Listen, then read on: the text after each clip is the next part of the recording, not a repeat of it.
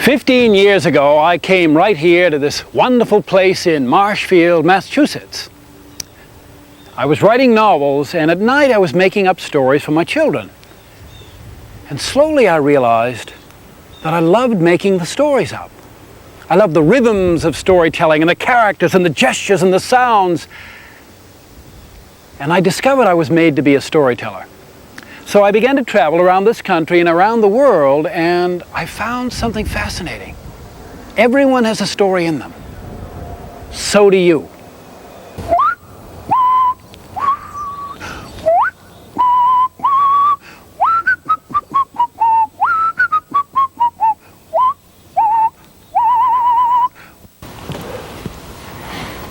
One fine day, a bubble did float down from the heavens into a field in a kingdom. People began to gather around it. Look at it, it's as big as a horse. Bigger than a horse? Yes, bigger than a horse. And they took hands and began to dance around the bubble. It's a bubble, it's a bubble, it's a great big bubble. It's a bubble, it's a bubble. They were having a wonderful time until the king, lean, mean man, came out of the forest. He said, "You fools, it's not a bubble, it's trouble." "Oh, no, Your Majesty, it's a bubble." "I said it's trouble, and so it's trouble. You fools, I'll show ya." The king, he took out his dagger. It was like his nose, long, crooked, came to an odd point. And they gasped for the king. He stabbed the bubble, and suddenly there was trouble in the bubble because the king couldn't get out of the bubble. And you can't rule a kingdom from a bubble. Trouble, trouble, trouble, get me out. They tried, but they couldn't because the king said it was trouble. And the king knelt down, and he smiled his leer of a smile. He had 3 knights who could do anything. He said, "Knight number 1, get me out of the trouble." And the first knight rode forward. He was the great Silver Knight with a magnificent lance, and now there was trouble in the bubble, because what if the lance pierced the bubble and hit the king in the neck? Then there was trouble in the bubble. But the king said, "Come on!" So the knight, he rode forward as hard as he could and stabbed the bubble, but the lance flew into the air. And now there was trouble in the bubble. The king was still in the bubble. And you can't rule a kingdom from a bubble. Trouble, trouble, trouble. Knight number 2. The second knight came forward. He was a green knight.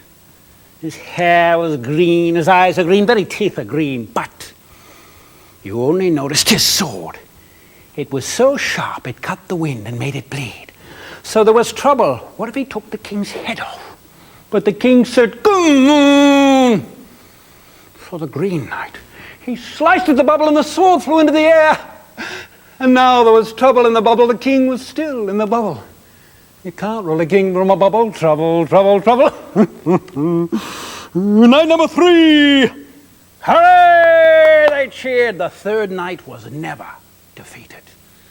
They had seen him defeat whole armies with his golden chain. He was the red knight, and he came forward, and there was trouble in the bubble. What if he smashed the king in the head? But the king said, "Come on!" And so the red knight, he did smite the bubble, but the chain bounced off. And now there was trouble in the bubble. The king was still in the bubble. You can't rule a kingdom from a bubble. Trouble, trouble, trouble. It was then everyone looked up. There was a 3-year-old girl running down from the top of the hill, and she ran all the way to the bubble. "Father, it's a bubble." "It's trouble, my daughter." "Father, it's just a bubble." "The king says it's trouble, it's trouble." "Father, it's just a bubble. If you treat it like a bubble, it will act like a bubble." And the little girl, she reached out so slowly with her thumb and her forefinger. And finally, She pinched the bubble and it popped. See, if you treat it like a bubble, it will act like a bubble. It's a bubble, it's a bubble, it's a great big bubble, it's a bubble, it's a bubble, it's a great big bubble. And that's the story of the bubble that really wasn't trouble. It was only a bubble. Ah! Oh, 3 times 7, 21, bum, bum, lady, oh. 8 times 7, 21, bum, bum, bum, bum, lady, rumble, tilly, papa, dee, This is a story I made up for my children called Raisins. A long time ago, there were 2 tiny girls, one called and the other Erber. When they were 7, their uncle used to come by and look down. And Erber, nice to see you. Listen, when you're 14, you'll be way up high. I'll bring you one of my sister's dresses. When they were 14, they were the same size. And Erber, nice to see you. Listen, when you're 21, you'll be way up high. I'll bring you one of my sister's dresses. When they were 21, they were the same size. Nice to see you, and Erber. Well, they were called Lady and Lady Erber now, and their mother died, and they had to make their way in the world. So they went into the marketplace. In the little land of Artana, they asked everyone for work. Finally, they went to the blacksmith, Petruchian. He did heat the metal and beat the metal. Lady Erber, here, let me lift you up. There. What can I do? We want work, Petruchian. We need work. I can't hire you. You see, if I knocked a hammer over like that and hit you, I'd never forgive myself. I'm sorry. No one would hire them. And the 2 little ladies, they went to the marketplace. They looked at everyone. Listen, everyone. We'll do something no one has ever done in the world. Tears were streaming down their face and they left. Everyone wondered what their secret work would be. The 2 ladies, they took 2 tiny shovels and they dug deep into the earth. They made an underground kitchen. For years they worked, making hundreds of rooms underneath the earth. One day, 2 young children, Edward and Elizabeth, called down, Lady Erber, can we come down? Come down, come down. And the children climbed down into the underground kitchen. Lady and Erber gave them cups of tea. They must have had 100 cups of tea because they were so small. They had hundreds of cookies, and then Elizabeth said, can we see the secret work? Oh yes, come. Lady said everything once, and Lady Erber said everything twice. Come, come. They went down and found that there were 3 corridors. One had a white candle, one had a green candle, and one had a red candle. And Lady Erber said, come, the green candle. They went down the dark corridor. Every room had a dirt wall, dirt ceiling, 1 book, 1 candle. And Lady said, in here. They went into the room, and Elizabeth, she opened the book, and she read these words. Once there was a raisin and a cookie. And suddenly the dirt wall was gone, the dirt ceiling. Lady and Erber were gone. They were in the book. They were on a huge lumpy earth. They ran along the earth, and Elizabeth fell and her arm went way into the earth. She pulled it out. Edward, it's a giant cookie. We're on a giant cookie. They ran along the giant cookie until they fell off the edge, and there were hundreds of wrinkled creatures. They had no arms, no legs, just wrinkles. The creatures got close and said, what are you? What do you mean, what are we? We're people. Well, what are people? Well, people have arms and legs. Nice to meet you, arms and legs. Oh, no, those are names. I'm Elizabeth, and that's legs. Well, nice to meet you, legs. No, it's Edward, my brother. Well, what do you got, worms?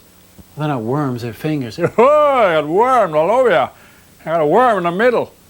It's not a worm, it's a tongue. Oh, I got a worm. It's not a worm, it's a tongue. I make the words, what? Oh, I got a worm in the middle. Well, I like you anyway. What are you? What do you mean, what are we? What do you think we are? We're raisins. And all of a sudden, the raisins went back and forth. Raisins, raisins, all we are is raisins. Big ones, small ones, little ones and tall ones. Raisins, raisins, all we are is raisins. Well, you like it? Oh, yes, it was wonderful. You like my tongue? Oh, we got a worm. You want to meet the king of the raisins? Oh, yes. Could we? Oh, yes, come on. All of the raisins bounced all the way up to the top of the hill, and there at the bottom was the biggest raisin on earth, the king of the raisins. He was married to a wafer. He was going back and forth. Everyone bounced down, And the king said, well, what are these? They're people, Your Majesty. That's arms, that's legs. Oh, no, Your Majesty. I'm Elizabeth, that's legs. I mean, it's Edward, my brother. You know what? Well, I know what, you got worms. They're not worms, they're fingers. And they thought this was a worm. Oh, you got a worm in the middle. No, it's just my tongue. Oh, I like you anyway. I'm going to sing you a song. Your Majesty, I think we heard it. Oh, no, I'm going to make it up. I don't know what it is myself. You ready? And the king of the raisins went back and forth. Raisins, raisins, all we are raisins. Big ones, small ones, little ones, and tall ones, raisins. You like it? Oh, yes, it was wonderful. You like my tongue? Oh, I got a worm. Elizabeth looked around. Everything was gone. The raisins disappeared. There was the dirt wall, the dirt ceiling, and Lady Erba, that's your work. Oh, yes, that's the work. We bring you into the book. Did you like it? Oh, yes, we loved it. We want another. Oh, no, only one a day. You have to go now. All right, we'll be back tomorrow. Goodbye. The children ran down the corridor and they climbed up. And they ran all the way home. And way behind they could hear, raisins, raisins. They couldn't wait until tomorrow when they'd hear another story. Raisins, raisins, all we are is raisins. A big ones, small ones, a little ones, and tall ones. Raisins, raisins, all we are is raisins. Raisins.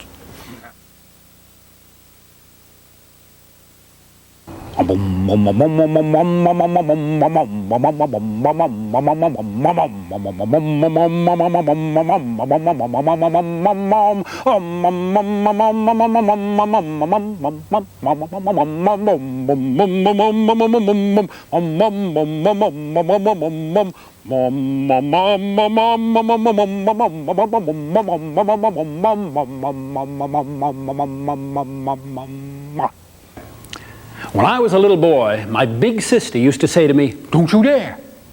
All I had to do was smile. She'd say, "Don't you dare. I'll tell Mommy." One day I was in the kitchen. We had a big old-fashioned house, and I walked in and picked up a great big grapefruit. My big sister came and saw the grapefruit. "Don't you dare." Huh. So I took the grapefruit and brought it way back, and I threw it all the way across the kitchen. She caught it in her right hand. She never caught anything before. She looked at the grapefruit, looked at me, "Don't you dare." Huh. So I took another grapefruit. I threw it all the way across the kitchen. She caught it in her left hand. She had a grapefruit in her right hand, grapefruit in her left hand. She said, "Don't you dare, I'll call Mommy." So I opened the refrigerator, took out an egg, showed her the egg. "Don't you dare." I brought the egg back, and I threw it all the way across the kitchen. And she caught it right between the grapefruit, splat! She looked up and down at the egg. She said, "Mommy!" My mother came roaring into the kitchen. I was already outside, and I was so glad I dared.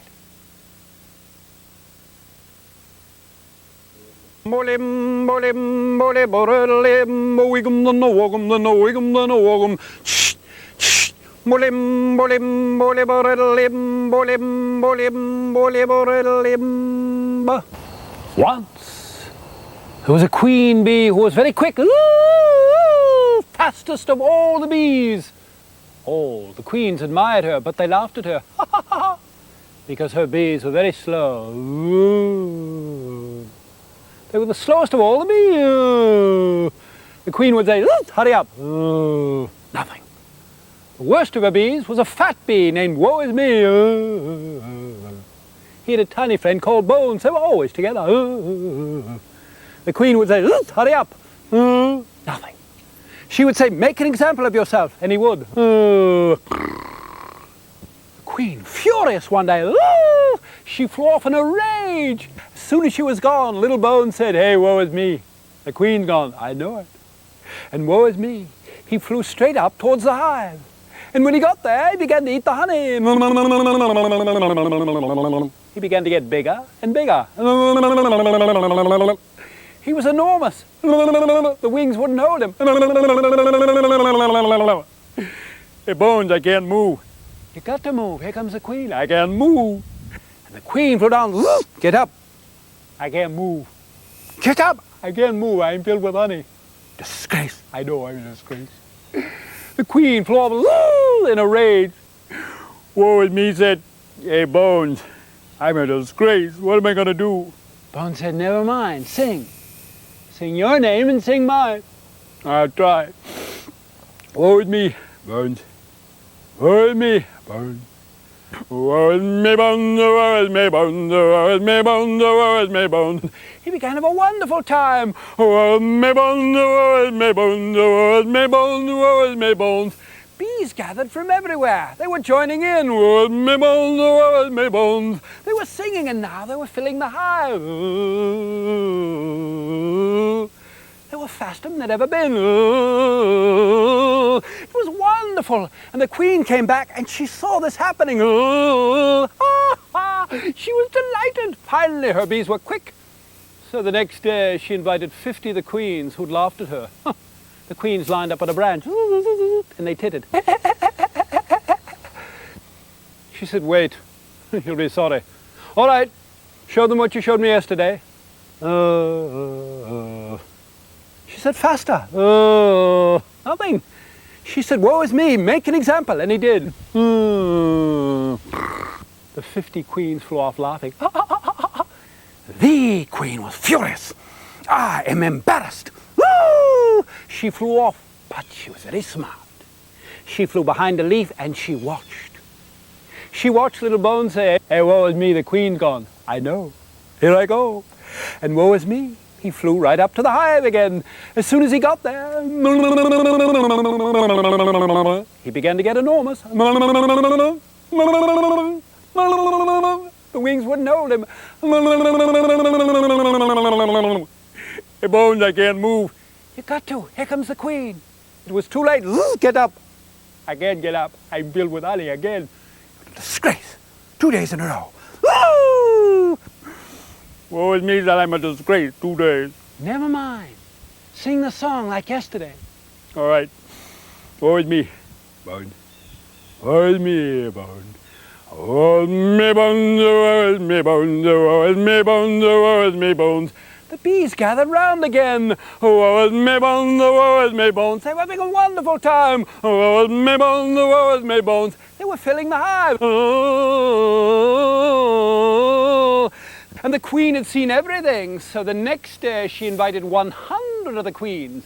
The queens lined up laughing. She said, wait. She flew right down. She said, woe is me. Get yourself some honey, honey. He said, all right, sweetie. And woe is me, flew right up to the hive. As soon as he was there, he began to get enormous. He flew right down. He said, I know, I'm a disgrace. Here we go again. Woe is me, Bones, woe is me, Bones, woe is me, Bones, woe is me, Bones, woe is me, Bones, woe is me, Bones. And they all gathered round. The queens had never seen anything so fast, and they flew off all talking about how quick her bees were, and no one knew the secret except the Queen. And the secret, of course, was Woe is me, Bones. And that's the story of Woe is me, Bones.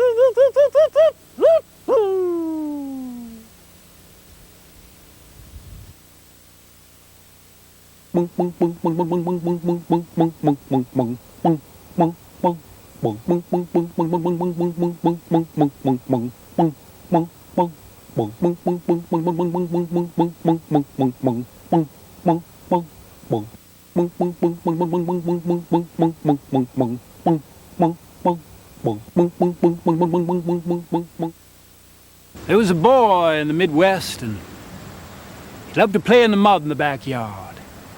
Every day he'd be rolling around the mud, and when his father drove home, the boy'd clean up and run into the kitchen. Father said, well, you're neat and clean. Except for my hand, all mud.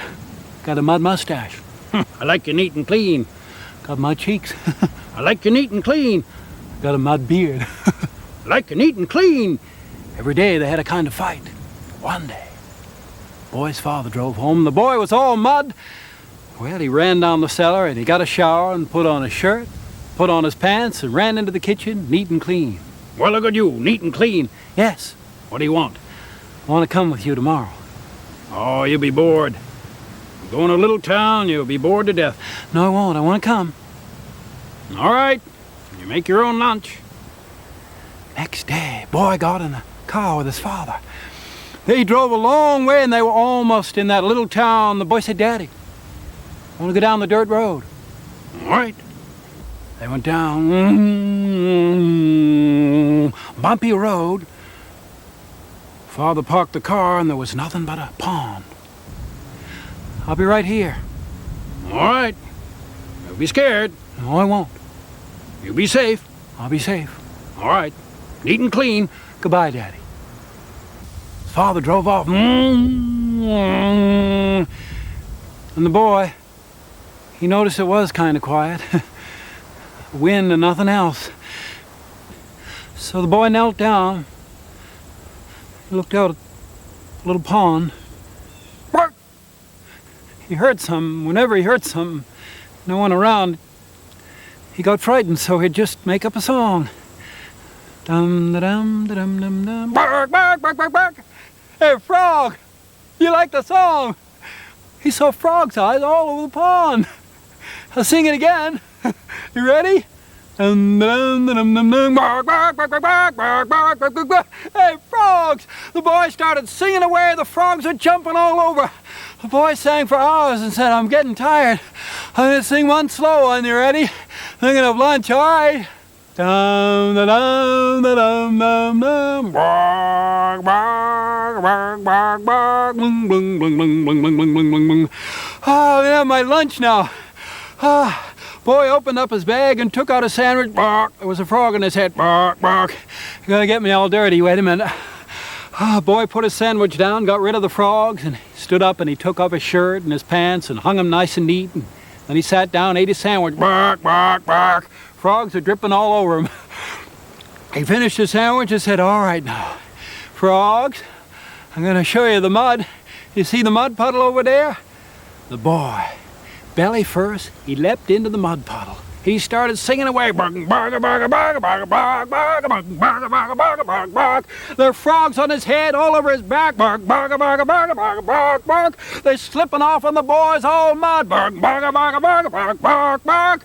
Well, the boy stopped for the first time in his life. He heard the frogs laughing. Bark, bark, bark, bark, bark. Oh, the boy, he realized the day had disappeared. I gotta get neat. He jumped in just the edge of the pond and he cleaned up and he stood up in the sun and he got on his shirt and he got on his pants and... Hey, frogs, it's my dad coming. Last time I'm gonna sing, you ready?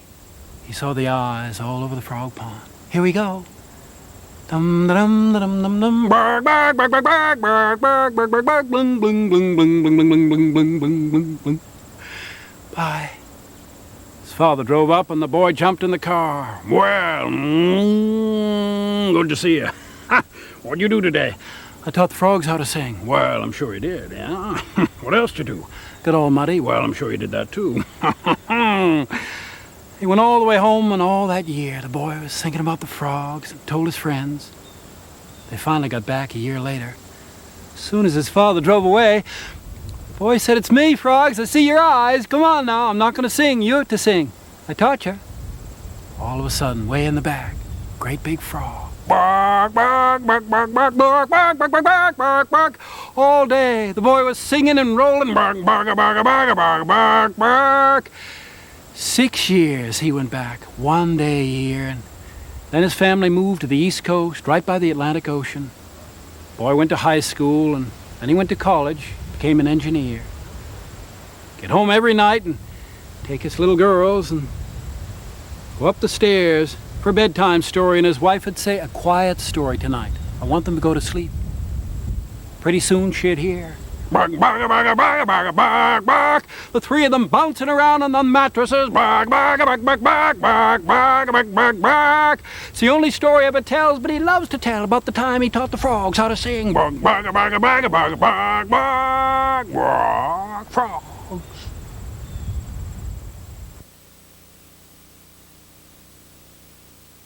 Num num num num um dee dee dee rum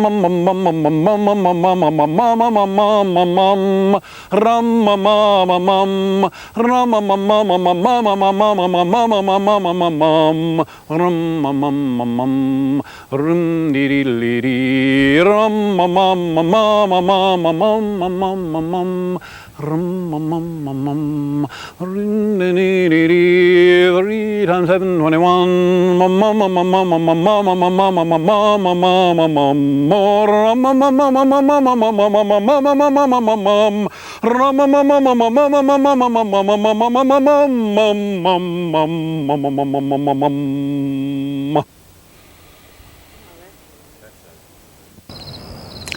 This is the story of the red ball. When Miriam was in the kindergarten, her father came home one day, had a present in a paper bag. Hey, Miriam, you're in the kindergarten. I'm worried about your coordination. I got a present for you. What's the present? I'll show you. He reached in, took out a wooden paddle. The wooden paddle had an elastic right in the paddle, and the elastic went all the way down to this red rubber ball. Now what you do is you take the paddle, pull it back, and the ball's supposed to hit it. I could do it easy when I was your age. You try it. Miriam said, "Thank you, Daddy." She took the paddle and she went all the way down the elastic and pulled it between her thumb and her forefinger. And when she got to the end of the elastic, she pulled the ball out. She said, "You have the coordination, I'll have the ball." Miriam ran down to her room and her father had the paddle. Miriam was an only child, so the ball became important. She'd go to sleep at night, snap the light off, and just before drifting off, she'd say, "Good night, ball. Good night, Miriam." And she'd put the ball underneath the pillow. If she woke up because of a creak in the middle of the night, she'd reach under the pillow. "Hey, ball, you scared?" "Yeah." "Don't be scared, I'll take care of you." "Thank you." "You're welcome." As long as she took care of the ball, she wasn't afraid of anything. Well, Miriam got into the habit every night, waiting for supper, saying, "Ball, you want a story?" "Yeah." "Be quiet, I will be quiet, I will be quiet." Once upon a time, oh, that's not the end. Oh. Once upon a time, there was a tulip that got bent. That's the end. Oh, you're welcome. Once in a while, Miriam would be in a wild mood. She'd say, "Ball, do you want a scary story?" "No." "Yes." "No." "Yes." One day, Ball, you were all by yourself at the edge of the forest. Ooh. Not the worst part. Ooh. Worst part. Something was coming through the forest. Ooh. It was a bear. Ooh. Was the only bear in the world that eats red rubber balls.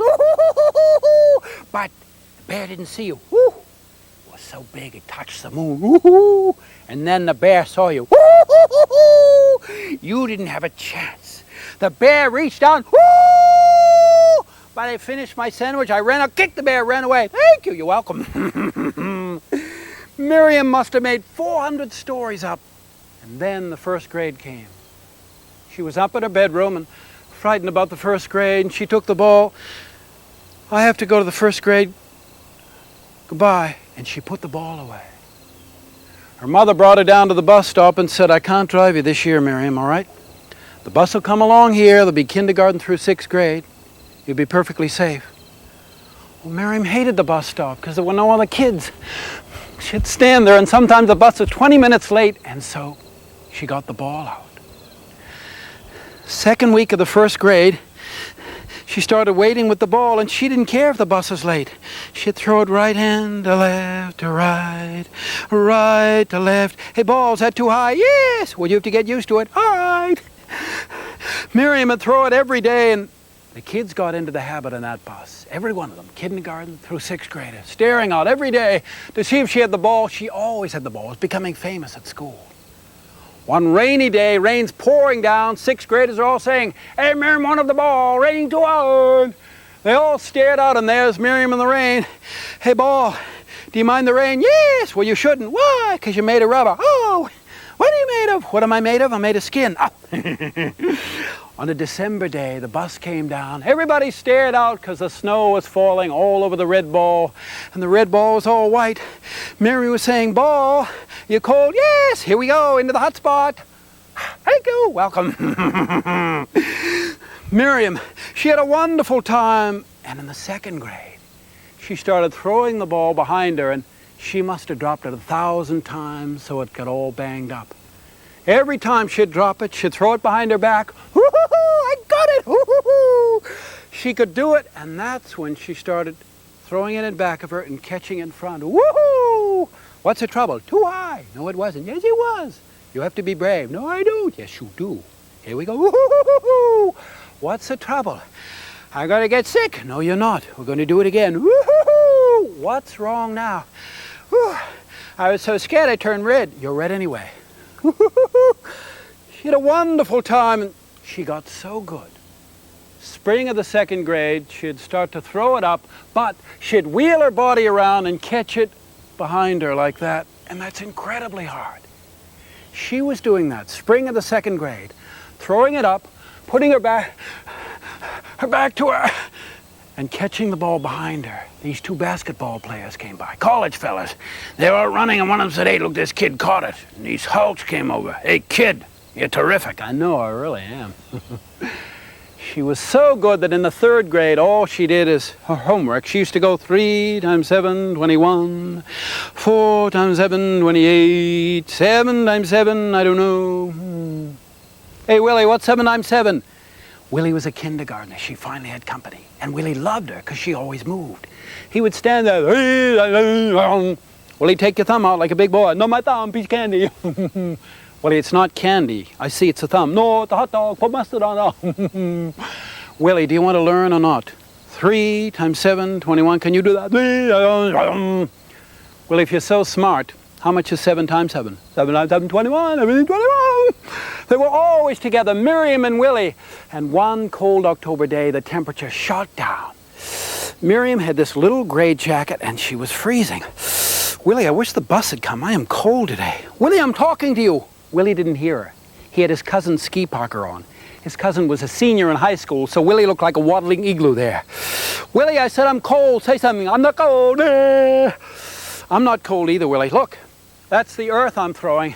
You see that? I'm throwing the earth, Willie. The mountains are falling all over. What do you think? I think that's too bad. And then she played the game she played every day. She pretended the two of them jumped somewhere into the ball, and the ball was the earth. Willie, today we jumped into Africa. It is so warm here. Don't move, Willie. I'll protect you. It's a lion. Not a lion. Don't kitty kitty. It's my game. I said it's a lion. That's a giraffe. Not a giraffe. A tree. You don't believe me. Do you feel the python snake up your back? Over your head, into your face? Got you. I don't want to play that game anymore. Well, on Halloween, they went out together. Miriam and Willie. Willie loved candy more than anything on earth, but he hated the dark. Willie was dressed like a cowboy to shoot the dark. Miriam was dressed like a ghost. Her father was there, and Willie was holding her hand. Every time he turned, "Oh, I thought you was a ghost." He lasted 10 minutes, and Willie went home. Miriam went all over the neighborhood with her father. She'd knock on the door, and the neighbors would say, "Well, a ghost this year." "Who's the ghost?" "I'll throw the red ball if I don't get candy." "Miriam, good to see you this year." There you go.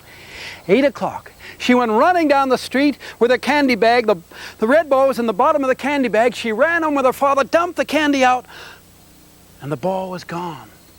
She was crushed. "I'll get you another one, Miriam." "I don't want another one, Dad. I had it a long time. Please, we'll find it." Well, they got a flashlight and they didn't find it. She looked in the morning, didn't find it, so she went down and she waited for the school bus, and she was absolutely still. Willie was scared, and he said 3 times 7. She wouldn't talk to him. The bus came along, and the kids looked out at Miriam. Some of them had never seen her like that. And then they stared at her. But they didn't guess what it was. She got on the bus, and the driver said, "What's the trouble, Miriam?" "I lost the red ball. Halloween." Well, she fell apart, and the whole school heard about it. The red ball was famous.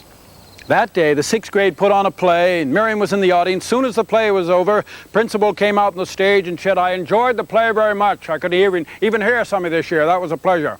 You all know Miriam's in the audience, and you all know she lost the red ball. I'm going to give anyone in the school a prize if you can find the red ball. This is the prize." Teacher came out on the stage. "Your parents will be furious. I'll take care of them. 10 pounds of candy if anyone can find the red ball." Must have been 70 kids. Nobody found it. Next morning, Willie's running down to the school bus, and Willie kicked a leaf. There was the red ball. All Willie could see is candy. Willie was so excited he made his mother drive him to school. He ran into the office. The secretary leaned over the counter. "What do you want, Willie?" "Willie, you found it. Where was it?" Nice to talk to you, Willie. Willie? Willie, I have the candy, 10 pounds. If I give it to you, will you eat it in front of everybody in school, make them jealous? Yeah. Principal give it to you. 3 o'clock when you get on the school bus. 3 o'clock, Mr. Devitt, the principal, came out. There were 300 kids around Willie's bus. Willie, you're a hero. There you go. Willie was so excited, he could barely get in the bus. Willie sat down beside Miriam. She had the red ball, Willie had the candy, and the bus drove off. Back of the bus, all the 6th graders saying, "Hey, Willie, how about a candy?" "Hey, Willie, you don't want to rub a cheapskate." When only 3 kids left. Willie opened the cellophane, opened the candy, found 3 chocolates, didn't think he'd like, gave them away. The next morning, the bus came. Everyone in the bus is staring, and there in the corner is Miriam with the red ball. 3 times 7, 21, and Willie. 3 times 7. They got on the bus, and there was a huge cheer because Miriam had the red ball, and Willie had chocolate all over himself. And that's the story of the red ball.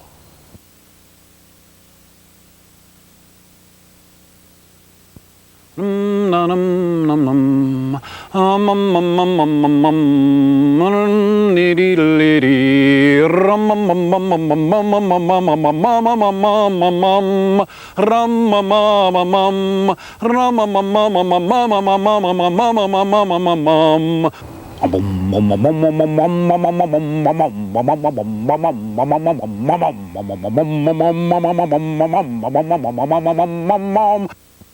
Raisins. Bolim, bolim, bolim, bolim, boigum, the no wogum, the no wigum, the no wogum. Bolim, bolim, bolim, bolim, bolim, bolim, bolim, bolim. Bark, bark, bark, bark, bark, bark, bark, bark, bark, bark, bark, bark, bark, bark, bark, bark, bark. Bung, bung, bung, bung, bung, bung, bung, bung, bung, bung, bung, bung, bung, bung, bung, bung, bung. Bark, frogs. Trouble, my daughter. Father, it's just a bubble. The king says it's trouble, it's trouble. Father, it's just a bubble. If you treat it like a bubble, it will act like a bubble. And the little girl, she reached out so slowly with her thumb and her forefinger. And finally, she pinched the bubble and it popped. See, if you treat it like a bubble, it will act like a bubble. It's a bubble, it's a bubble, it's a great big bubble, it's a bubble, it's a bubble, it's a great big bubble. And that's the story of the bubble that really wasn't trouble. It was only a bubble.